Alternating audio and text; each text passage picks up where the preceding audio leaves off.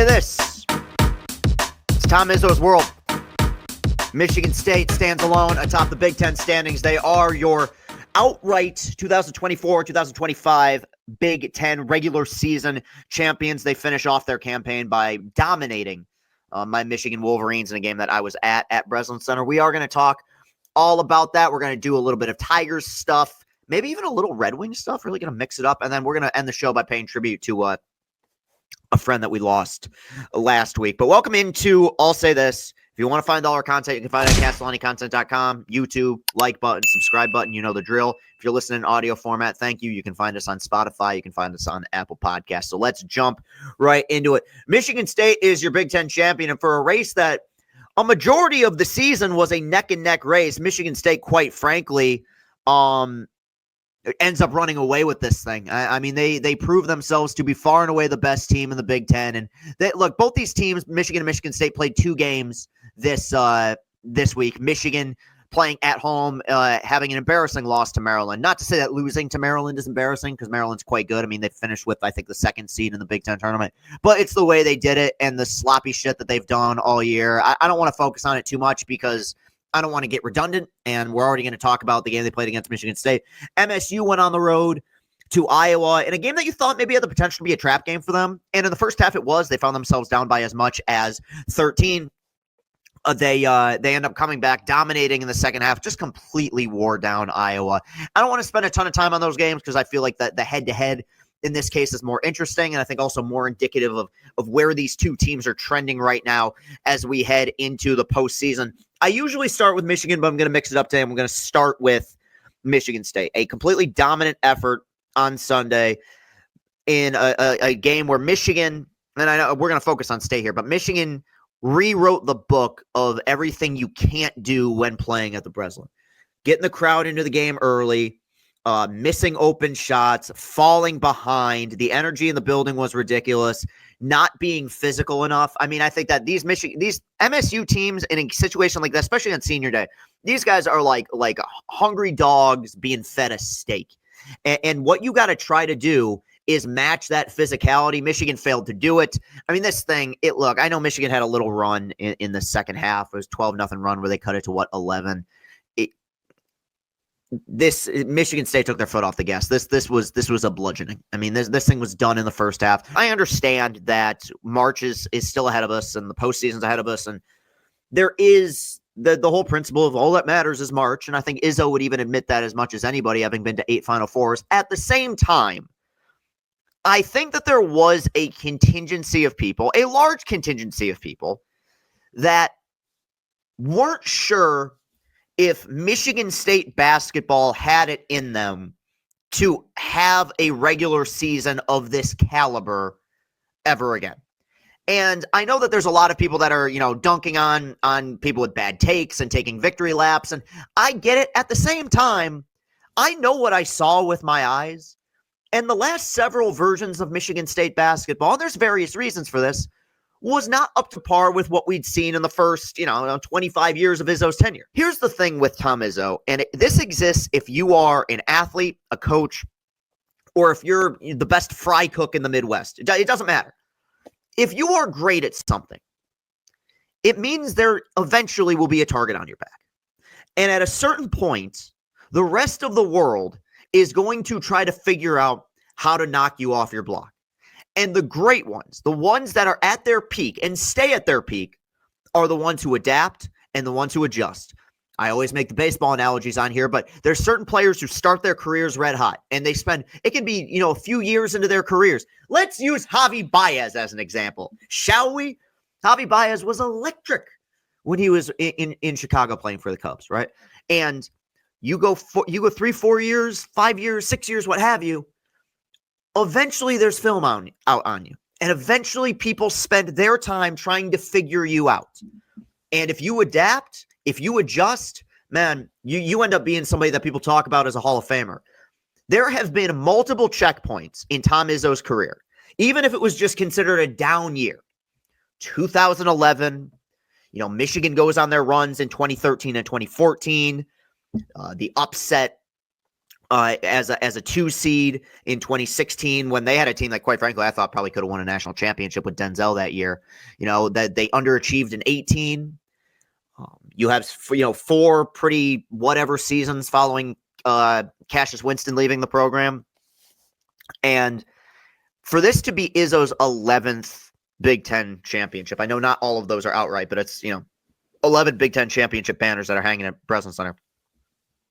I have to imagine this ranks amongst the most satisfying for him. This program should be very proud of the fact that they've stuck to their guns as well. They've used the portal when they've deemed it necessary, but when you look at the guys that were on the floor that were contributing for this Michigan State team really all year, but especially in that game against Michigan, you're talking about homegrown guys. And yes, of course, you have the phenom freshman and Jace Richardson, but I mean, homegrown guy. He's literally the son of a guy that played here for, was one of the OG great Izzo players. Like, there's a legacy thing to that. And so I don't know what's going to happen in March, but you have to put that into perspective because he has once again found a way to adjust in ways that other coaches simply are unable to do. And I have this message for Michigan State fans everywhere, especially Michigan State basketball fans everywhere.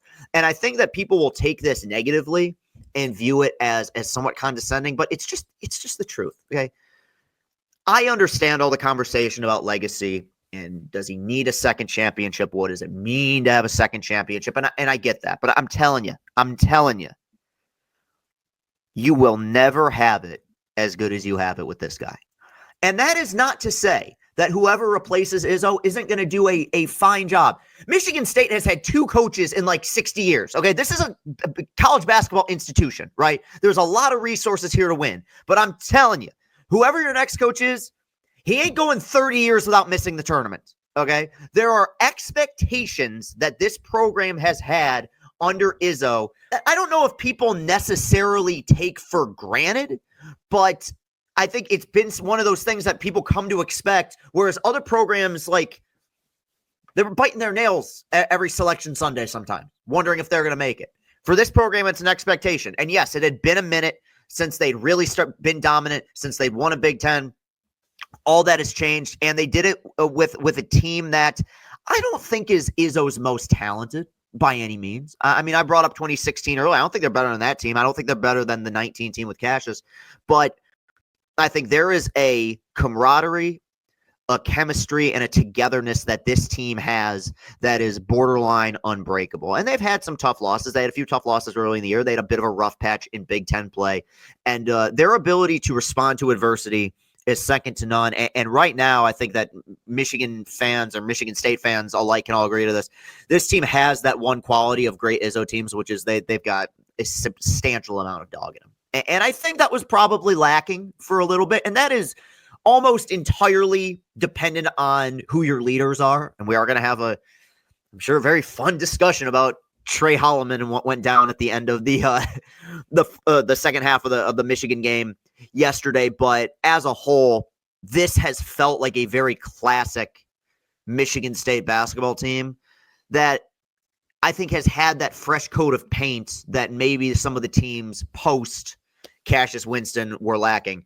I mean, people are going to wonder, can this team win a national championship? I mean, to me, that's when we talk about March, that's silly. To me, any team can win a national championship. And yes, this is the best Izzo team that we've seen since Cassius's final year. Obviously, that tournament was canceled, but that team could have won a national championship, so I'm sure as hell inclined to believe that this team can. So I think for the time being, that's enough Spartan ball washing. Though, look, they deserve it. They deserve it. They've done things the way that they've done things for 30 years. This is a classic Tom Izzo team, like I said. He's done a remarkable job. There are a lot of players I just enjoy watching. Jace Richardson's unbelievable, and you know, for all the rivalry discourse, I enjoy watching Holloman and Fears and these guys. Like, they're, you know, I'm not going to go as far as to say I'm rooting for them, but I'm not losing sleep if they make a deep run in March. I mean, quite frankly, I mean, I do a Michigan sports-based podcast. It would actually be much better to be able to talk about a team that's making a deep run,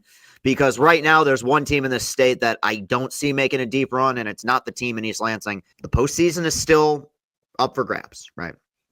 In that way, Michigan's goals are still in front of them. I said this to my friend Anthony Broom when we were talking after the game on Sunday. This Michigan basketball team is the reverse of what the football team was. It's so weird how we like compartmentalize and wear like these kind of nostalgic glasses. People forget for 10 games last season, Michigan football was a mess. They were a mess. And then all of a sudden, they dominate Northwestern. They shock Ohio State. They beat Alabama with a second-string defense, right? People forget how many guys were out. This is the inverse of that, where we came into this Michigan season with expectations. I wouldn't call them high expectations, but expectations nonetheless, right? Like they could be something with a bunch of portal guys. First-year coach, right?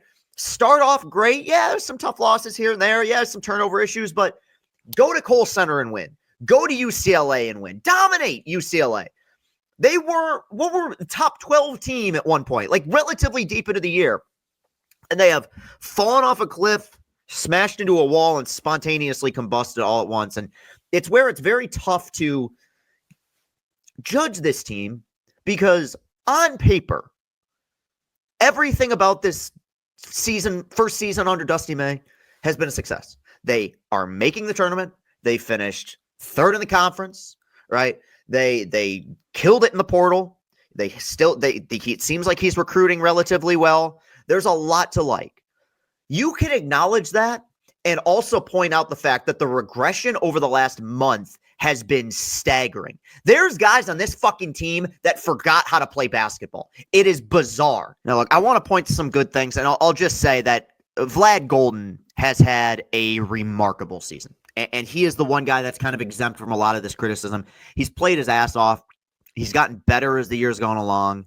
I don't know what the future holds for him. Don't ask me to put together an NBA scouting report or anything like that. But I hope that he finds success because he's been a fun player to watch. He's worked hard. He's one of the few guys that's actually seen an upward trajectory this season. So you can sit this one out, Vlad. You done good, buddy boy. Beyond that, the guard play being what it is, it's not shocking, right? Like we knew that there was going to be a potential problem with that coming into the season. What is shocking is the guard play regression. That's what I simply don't understand. Guys, this might sound crazy. Trey Donaldson's a good player. I've seen this guy take over games. He took over against Penn State. UCLA, that game on the road, he was money all game. Shooting threes, passing, he was fantastic. And Dusty even pointed it out after the game. This is far and away the worst stretch of games that he's played at Michigan, to a point where, and I don't think that this is necessarily a sign of things to come, for a large stretch of the second half of that game, Michigan didn't have a point guard on the floor. Like LJ Kaysen was basically running point. He's not a natural point guard. This team simply is not getting enough production from their guards right now that like maybe you do have to just get weird and mix it up and hope for the best because Roddy barely played, it felt like, which I'm not complaining about. Second half, Trey wasn't giving him much. I mean, it's really become a nightmare scenario. And watching the game where I was watching it from, the lack of confidence is really staggering. First of all, you fucking turn the ball over 5 times before the under 16 timeout. Why'd they even show up if that's the case? Why don't you just you do the tip and then the first time you touch the ball, just drop it on the floor and walk home? I mean, if you're going to do that shit, the number one thing you cannot do going into that building, and they do it. I mean, they've done that so many times this year, and they've gotten away with it at points. They're not getting away with it now because the guard play has regressed. The book is out on how to beat this Michigan team. And the book is not shut down Vlad and Danny Wolf. Because the fact is, look at how much of a difference Vlad Golden made in the final result of that game yesterday. Very little. He was incredible. That's not a knock on Vlad Golden, but it's one of those things. Those are empty buckets. You need production from guys outside of that. And secondly, this is another thing that I don't get. Like, they forgot how to shoot. Like, this was a team that at points early on in the season, even into the middle of the season, I'm saying to myself, this can be a nightmare matchup for teams because they're going to space the floor. They got guys who can make threes. Nobody is making outside shots. Donaldson isn't. Cheddar isn't. Namari isn't. I mean, it's been a brutal. Nobody is making threes. Namari isn't. Cheddar is Cheddar. I like Will Cheddar. Cheddar picked up 3 fouls about 8 minutes in the first half on Sunday. Missed a million threes. Reuben Jones isn't making threes. Nobody can make outside shots. Anthony pointed this out to me after the game. There's 18 teams in the Big Ten. In Big Ten play, just in Big Ten play, this team is 17th in three-point shooting. I don't understand where that's come from, because this was not an issue in the early part of the year, right? I think when it comes to the guard play, that's a matter of the book's been out on them. People have figured them out, and ultimately, I think the deeper you get into a Big Ten season, the more likely it is that subpar guard play is going to get exposed. The turnover thing, hey, that's been a problem from day one. I know these guys can shoot, and don't get me wrong, Michigan State's defense, especially on the inside, was tremendous. I mean, Jackson Kohler had Danny Wolf in hell, but Michigan got a lot of good looks from three, both in the first and second half, and they couldn't make them. I've reached a weird point with this team where I'm actually glad I can get this angry, because it means that they're playing for something. And I still think, and people might push back against this, I still think they're better than this. Like, this is the way they've played the last few weeks. I mean, they've looked like last year's team with Vlad Golden. Like, that's essentially what it is, where it's no offense, no motion. Defensively, you're not playing tough. You're not fighting through screens. I might not know much, but I know that they're better than this, and maybe we'll never see that version of them again. This team peaks when they went to Kohl Center and won. They peaked when they went to UCLA and dominated, right? And there's been moments sporadically throughout the season where you've seen ebbs and flows. I think the Purdue game was a prime example. That's probably the closest thing they've had to a 40-minute game, really, since the calendar turned to 2025. But if it sounds odd to say, the best thing that could happen to them right now is just that conference play is over, and you can kind of just take things one day at a time at this point. It's not going to get any easier. I mean, you're most likely going to open against Purdue in the Big Ten tournament, and right now, I'm not feeling good about that game. Shit, if Bailey and Harper get hot and you got to play Rutgers in their first game, I mean, I'm not feeling great about that right now. I mean, they are at a point where they just need to see the ball go in the basket a few times to just get some rhythm back. You're not going to tell shooters to stop shooting, but they are mired in a slump. I wish it was just as simple as the turnover problem. And don't get me wrong, the turnovers, this is one of those things where if I'm Dusty May, I am spending all day in practice going through every single turnover and just asking guys, why did you throw that pass? Why did you dribble into nobody? What are you looking for? There are a lot of positives to take away from this season, but there was a point not that long ago where I genuinely thought Michigan and Michigan State were pretty evenly matched. And I thought that it was going to be a photo finish for the Big Ten. And the way that these teams have separated from each other over the last month plus, it is a testament to what Michigan State has been able to do for sure. But it's also worth acknowledging what Michigan hasn't been able to do. And I think that is kind of scary. All right. Now I got to talk about this. For the record, I don't want to, but I just feel like I wouldn't be doing my job if I didn't. So there was a skirmish at the end of the Michigan State game. Trey Holloman shoving LJ Kaysen, I believe it was, as Michigan State was doing their senior day tradition in which they kiss the court. It's been something that's been going on forever. Look, it's one of those things where I don't like talking about this, because truly, I don't care. Like, if I'm like 20 years past, like, believing that there's going to be any sort of emotional maturity when it comes to this rivalry, whether it's the players, coaches, fan bases on Twitter, like, there's really nothing I'm going to say that's going to change people's minds. Like, if I come on here with a sports take, right? Like, let's say a guy were to say, I don't know, I think Tarek Skubal not any good. Okay, well, I can come on here. First of all, they'd be dumb. But secondly, I could come on here with evidence, facts, numbers that could lead to somebody stroking their chin and being like, wow, I guess I was wrong. There is nothing I'm going to say about the toxicity of the Michigan State rivalry that's going to make somebody from the other side go, oh, okay, you know what? Castellani's got a point. So I try to be as balanced with this stuff because, in my opinion, like, I think it's dumb, like, 100% across the board. Like, just to put it simply, I think that, you take your beating. This is what happens in these rivalry games. It's an emotional game. I don't get human behavior sometimes, just to be honest. And especially when it comes to this rivalry, I don't. here's what the big hubbub is the fact that Michigan State, for, I think it was Sean Respert that started this, could be wrong, has been at the end of every senior night when they win, which is most of the time, they kiss the center logo at Breslin Center, give the big send-off. I've never had any problem with it. Now, what I said in my postgame video, I stand by. There's very easy ways around that, which is win. Or shit, dude. Play a one-possession game. Then they won't do that kiss the floor shit till after the game's over. 2012, Michigan State had won a share of the Big Ten. They were playing Ohio State last game of the year at home. If Ohio State would have won, it would have been a three-way tie atop the Big Ten at the end of the season. John Buford hits a game winner with 2 seconds left. Michigan State is not able. This is Draymond's last home game. They don't do kiss on the floor. That was weird because I think that was also the game where Brandon Dawson got blew out his knee. And you didn't hear anybody complaining about that, right? There are ways around this. I went through the same shtick. I've been very consistent with this. I did the same shit when Michigan planted their flag at Ohio State's field. Like, you can't score 10 against your number one rival at home and then show more fight, making sure that they don't plant the flag at midfield. Right. So generally speaking,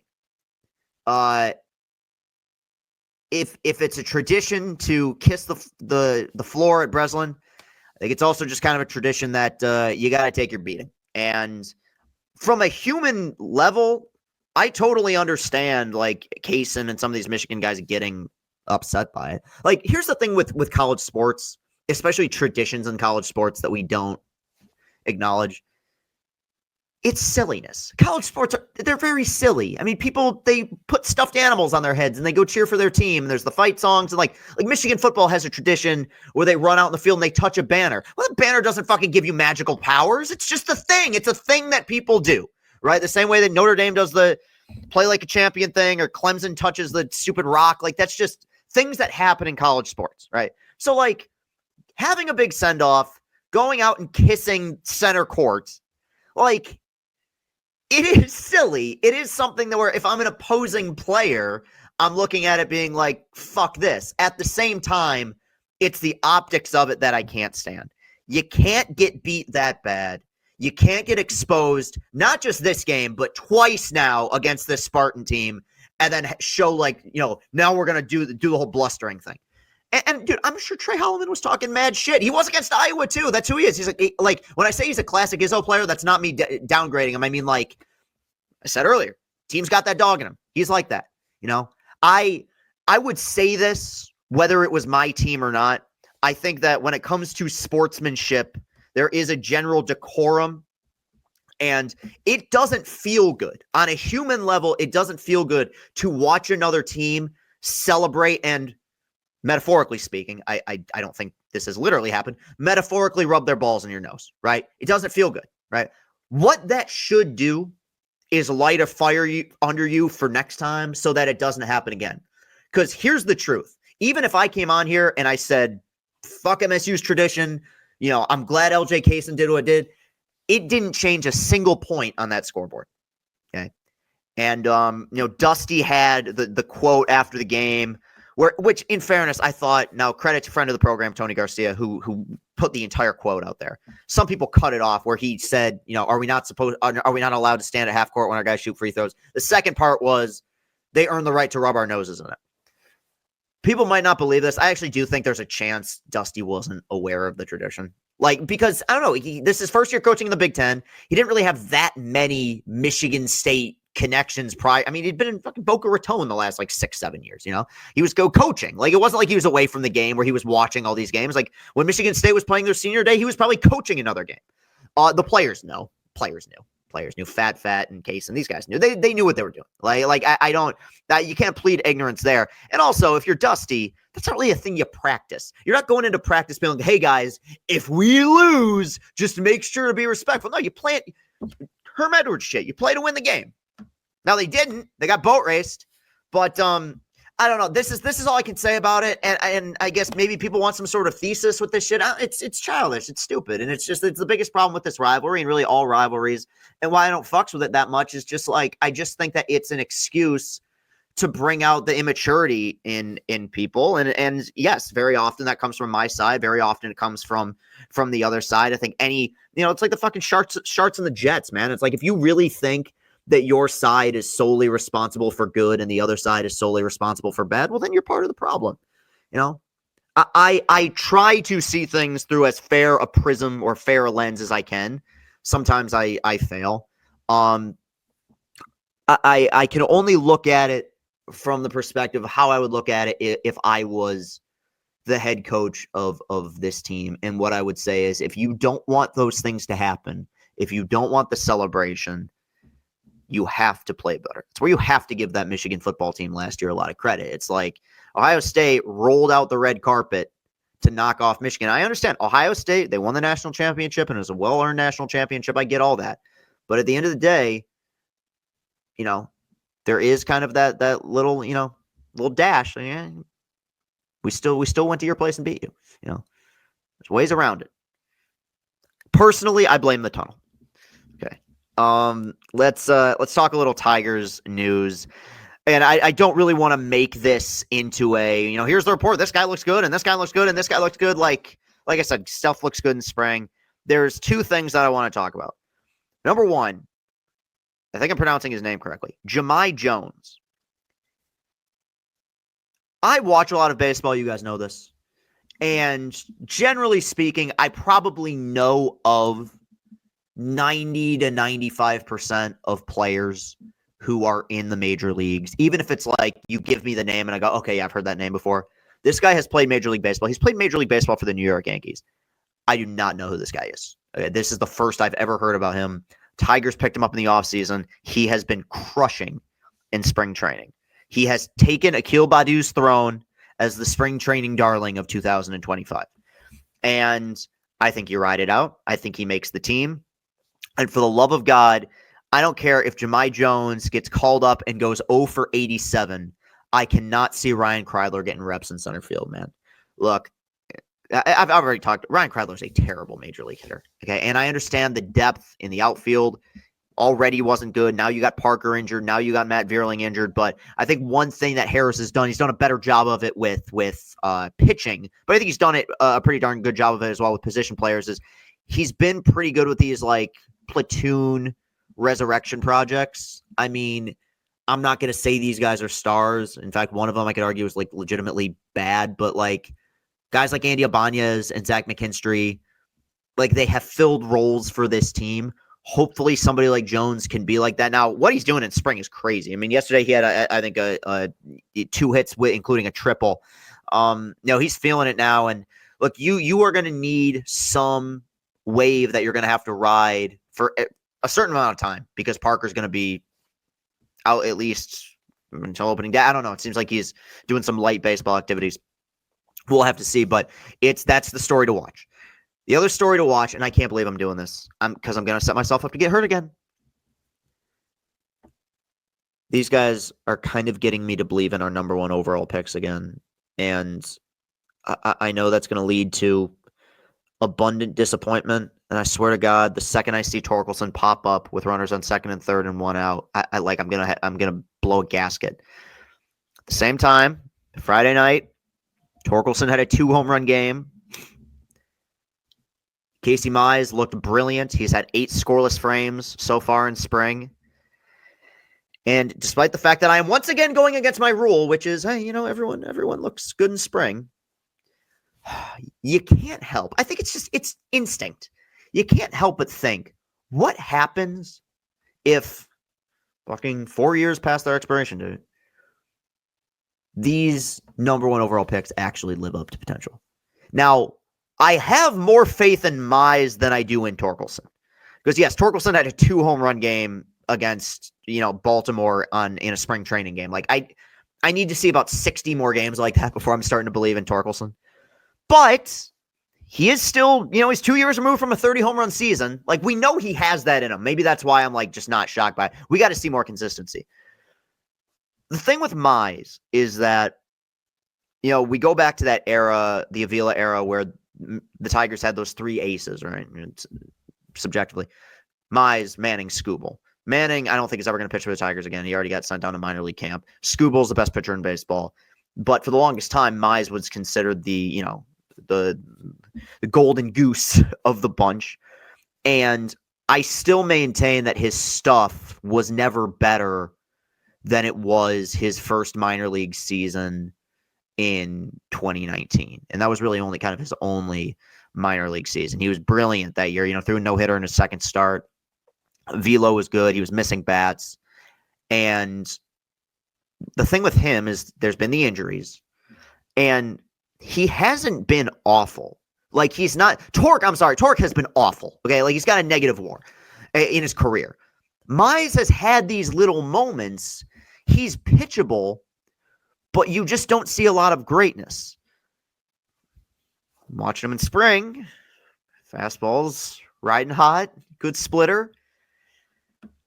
At the very least, I think AJ's decision about who's making this rotation has become much easier. Because I legitimately thought Maeda was going to have an actual shot at this. I think at this point, to expect it to those last two spots to be anything other than Mize and Joe would be surprising at this point. Now, the question that's been asked to me is, what the hell do you do with Alex Cobb when he comes back? Because I can't imagine they would send Job down or move Mize to the bullpen. I'm sure there will be an injury and that will kind of solve this. But let's assume these guys are healthy. I think what you probably for a point will go with a 6-man rotation just because, or skip a few Job starts to monitor innings. Now, we'll cross that bridge when we get to it. But yeah, it's becoming a story now where these guys are looking quite good. And look, Mize being great obviously just adds to what is already an elite part of this team, which is the pitching staff. If Spencer Torkelson were to become the Torkelson that was drafted 1-1, I don't think I'm out of my mind for saying this becomes one of the favorites in the American League. Really. I mean, the Yankees have pitching injuries, and Giancarlo's obviously injured again. Like, the one thing you're missing, which is that thump in the middle of the order, if you find that with Torque, and you're looking at that top of the lineup now, it would go Parker, Riley, Carey against righties, Torque, Colt Keith, Veerling. All of a sudden, you're looking at a good lineup. I'm not holding out a ton of hope, but it's a neat thing to think about. And I'm rooting so hard for these guys. I mean, I don't, Torque especially, these guys have just been punching bags for us. I don't want them to be, but goddamn, driving a run. They'll say nice things. So something to watch out for as we get closer to the regular season. I was going to ask a Wings question. I'm actually going to skip that because this show is running a little bit long. Last week, Andy Isaac, World of Isaac, you guys probably know him from Twitter or X. Friend of mine, friend of a lot of us, passed away from cancer. I was doing a live stream the day that he passed away. And I went on about a little 6-minute diatribe where we talked about him and paid tribute to him. And we're going to actually end the show playing the part of that live stream. I don't think I could put the words together any better than I did on that stream. So I don't want to try to replicate that.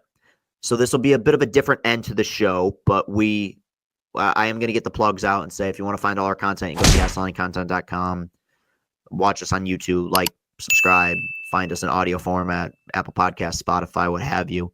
But obviously, it's a little bit of a unique situation, but Andy was a unique guy and a friend. And I didn't enjoy seeing Michigan get their doors blown off on Sunday, but I took solace in knowing that he was probably watching somewhere with a big old smile on his face. So I appreciate you guys continuing to tune into our program and support what we do.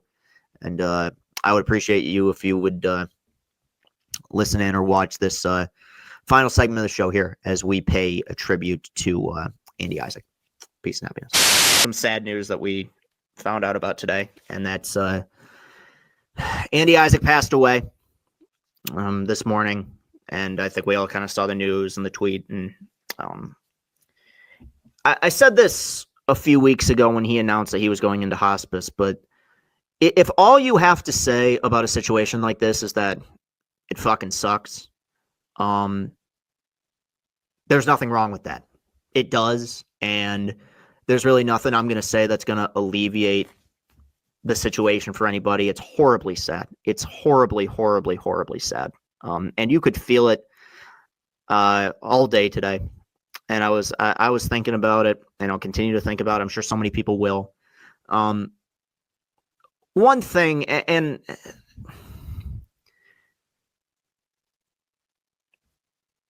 I know how weird it might sound to a lot of people, especially the older demographic, but social media really is and can be a communal experience for people. And with our teams especially, even if we're alone in a room watching a game by ourselves, you check social media and it feels like we're kind of experiencing it together. And no one understood that better than him.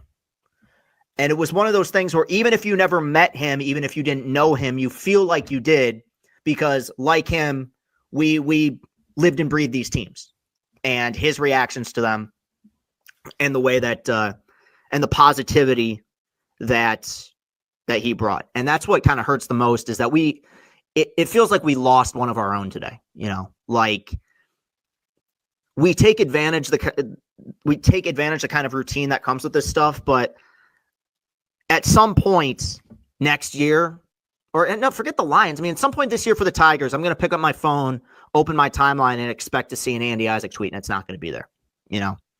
And that really blows. The last time I saw him, it was summer of 2023, and I ran into him at Hopcat in East Lansing. There was a Michigan State like Twitter meetup, and there were a bunch of people there, and I talked to him for about half an hour. And one thing about him, and you never ever knew that he was in pain. Like, he was always so abundantly positive about everything. And you guys know me. I mean, I'll be negative about everything in the world. And this guy was going through living hell, the worst thing a person can go through, right? And he had a smile on his face. And I think one of the last things we said to each other, he said to me, he goes, dude, let's catch a game together. Let's catch a ball game together at some point. And obviously in the next year or so, his condition kind of got worse.